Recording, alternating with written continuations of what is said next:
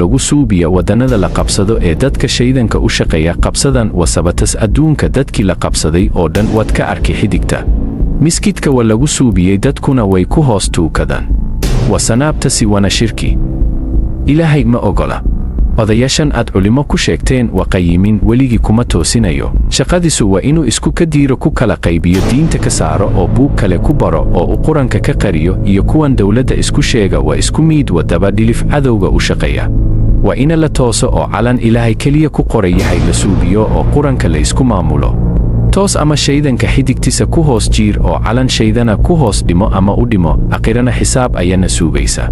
quranka wax walba kuu jiiran wuuna dhan yahay wax kale uma bahniid baro macnihiisa qof kale ha isku halayn adduunka waxa hadda haysta waa dheg cas iyo dheg cad shaydanka cabuuda oo carruurta xooga wax ku caddayna carruurta hoos jooga xigta iyo biishuna waa calamadooda biishu waa geesaha xidigtuna astaantisa